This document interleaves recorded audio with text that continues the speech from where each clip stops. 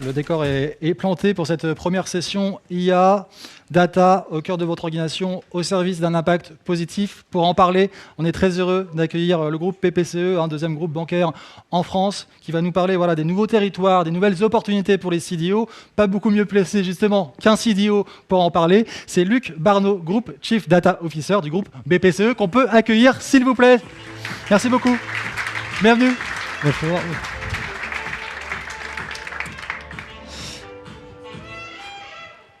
Bonjour à toutes et à tous, je suis ravi d'ouvrir cette session qui s'annonce très riche en retour d'expérience sur comment utiliser les données et l'IA au service du business. Donc je vais présenter la stratégie du groupe BPCE en matière de data et d'IA responsable, comment on s'y prend pour mettre en musique cette stratégie et quels sont à mes yeux les nouveaux enjeux et les nouvelles opportunités pour le Chief Data Officer. Mais tout d'abord, commençons par planter le décor. Quels sont les fondamentaux de la data dans la banque ? Alors, premier élément de contexte, la data dans une banque, ce n'est pas nouveau. Les données sont au cœur de nos métiers, on tient des comptes, on calcule des soldes, on quantifie des risques. Et avec l'explosion du digital, le secteur financier est rentré de plein pied dans le big data. 2 chiffres pour les illustrer, 2,5 milliards, c'est le nombre de visites annuelles que nous avons sur nos applications mobiles.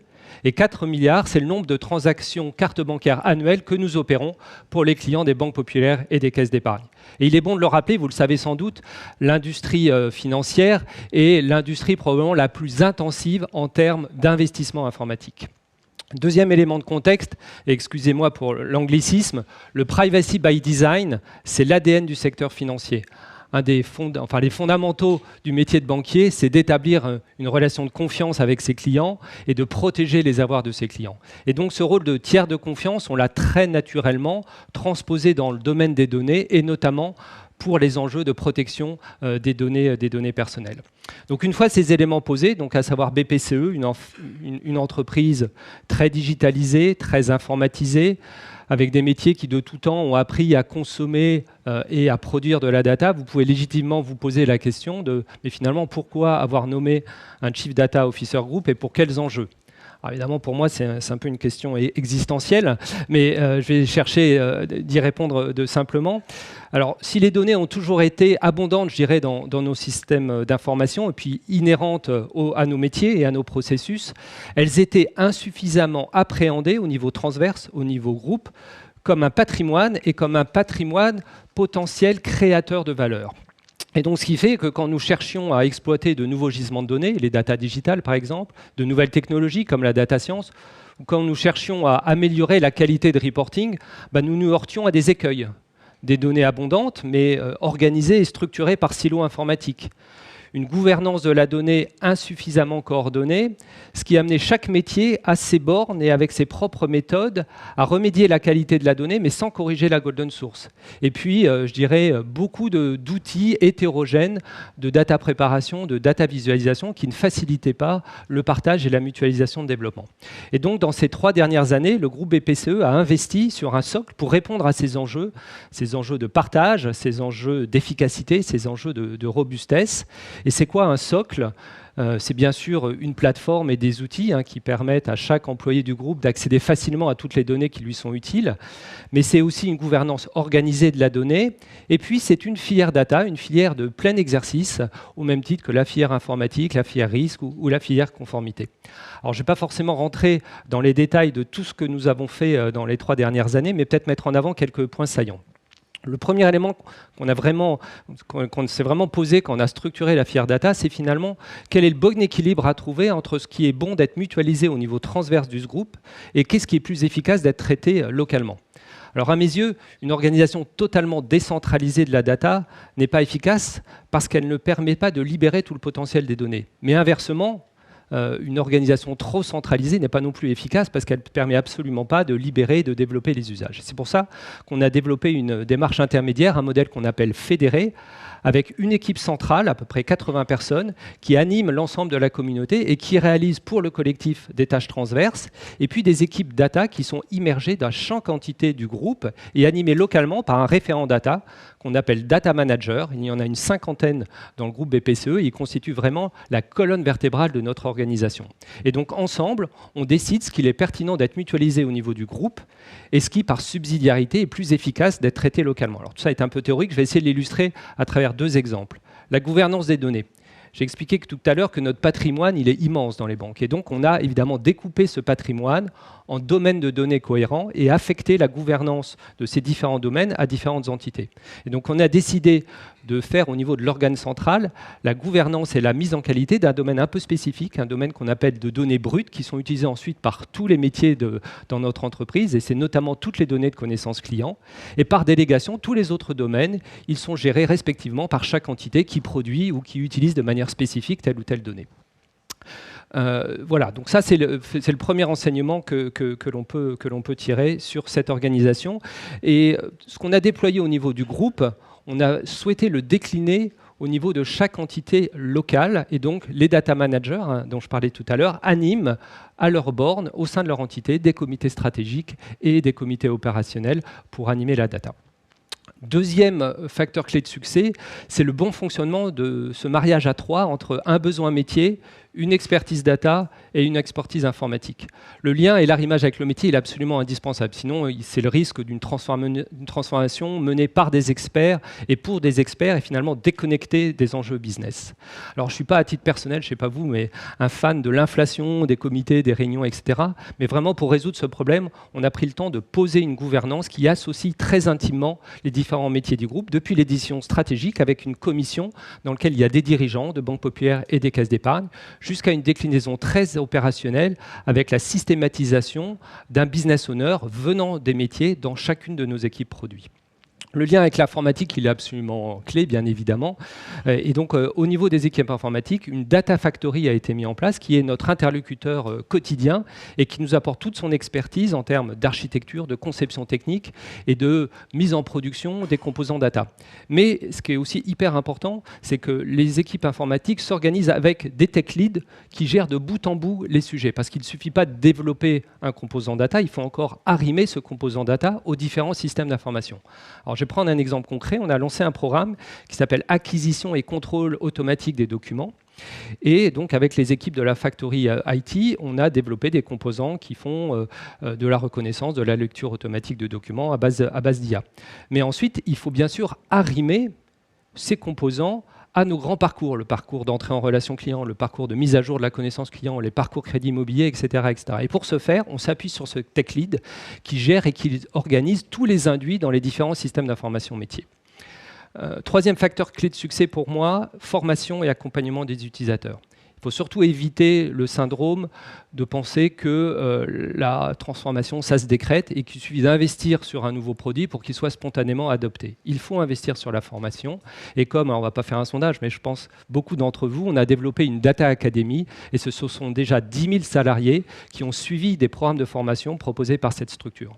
Mais en complément, moi je crois beaucoup aussi à l'accompagnement dans la durée des utilisateurs. C'est pour ça qu'on a mis en place des clubs utilisateurs, des outils collaboratifs, des carrefours des partages qui nous permettent de rester en contact permanent avec nos clients internes et de pouvoir partager les nouveautés et les best practices.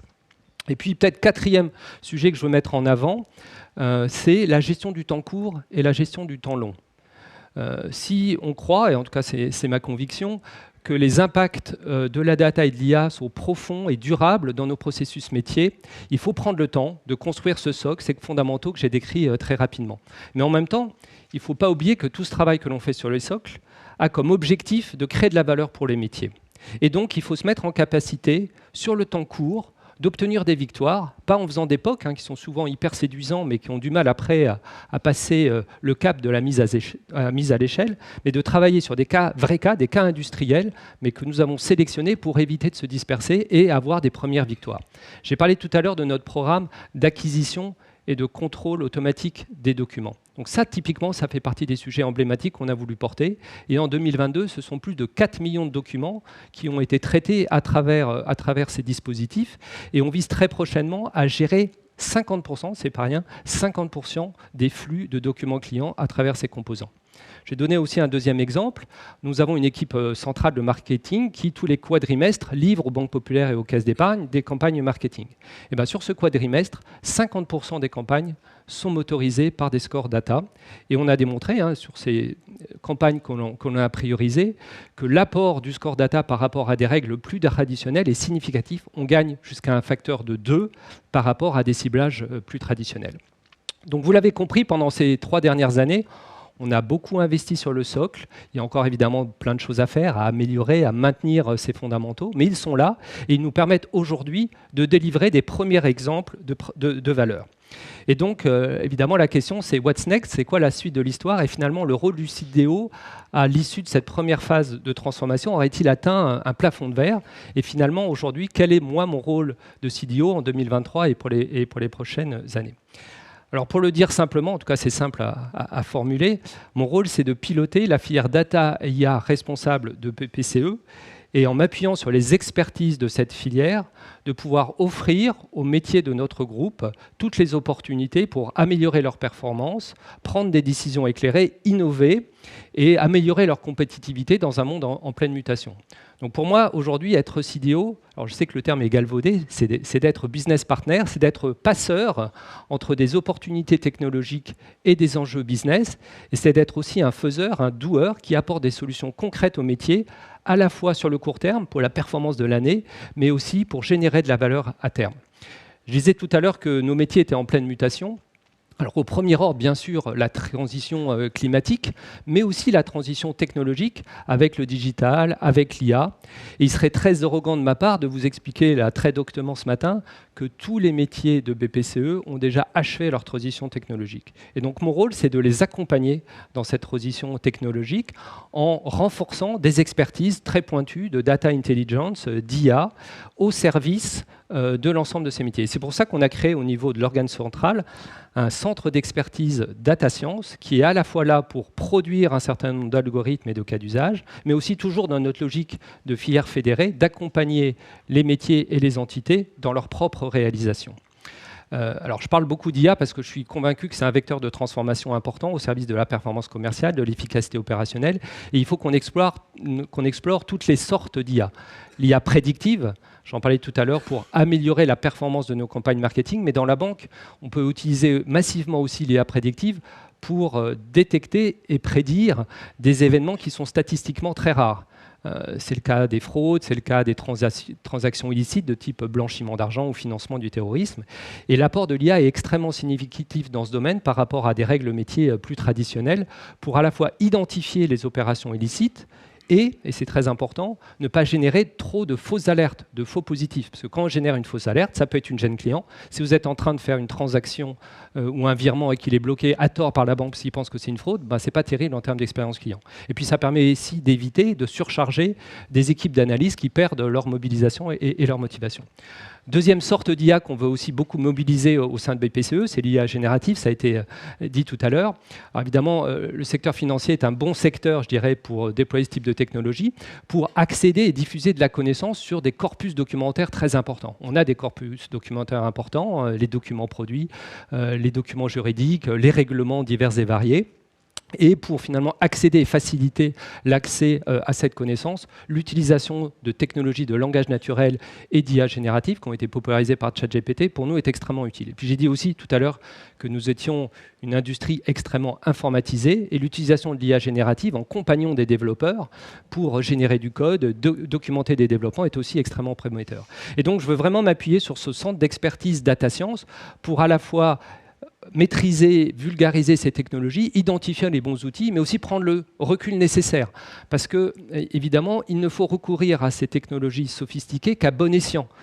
Et quand, en fait, elles apportent vraiment de la valeur par rapport à des règles plus simples et plus faciles à déployer et à maintenir. Et donc, ça fait une très bonne transition sur le dernier élément, parce que je ne voulais pas finir cette intervention sans revenir, dans le cadre du rôle du CDO, sur ce sujet d'enjeu de confiance. À l'instar de ce qui a été fait sur les données personnelles avec le règlement RGPD, que vous connaissez tous, vous savez que les autorités européennes vont bientôt poser un cadre réglementaire de l'utilisation de l'IA de confiance et de l'IA souveraine. Et moi, à titre personnel, je trouve que c'est une très bonne chose parce qu'il ne faut pas transiger avec ces éléments. Et le rôle du CDO est central pour être en capacité de ne pas opposer, mais au contraire de concilier le développement de l'usage de ces nouvelles technologies, ce qui est un enjeu de compétitivité, et l'utilisation responsable de ces nouveaux outils, ce qui est un enjeu de confiance et un enjeu de souveraineté. Et je pense que nous avons toutes les clés pour réussir. Si on regarde un petit peu ce qui s'est passé sur les données personnelles, objectivement, en 2023, on traite plus de données qu'en 2018. Et pourtant, durant ces 5 dernières années, le cadre réglementaire s'est renforcé. Les consentements, on gère de manière beaucoup plus stricte les consentements des clients et on a développé au sein de BPCE un centre de confidentialité dans nos applications mobiles qui permet à chaque client de pouvoir agir sur les traitements de ces données réalisés par la banque. Donc en conclusion, je dirais que la filière data IA responsable de BPCE entre dans une nouvelle dynamique avec maintenant un positionnement tourné vers les métiers, tourné vers la création de valeur. Et évidemment, dans cette nouvelle dynamique, l'IA joue un rôle central et il est extrêmement important pour nous de maîtriser ces technologies, mais aussi de les déployer dans un cadre de confiance et dans un cadre d'utilisation responsable de ces nouveaux outils. Voilà, j'espère que ces quelques éléments auront nourri votre réflexion et je vous remercie pour votre attention. Merci beaucoup.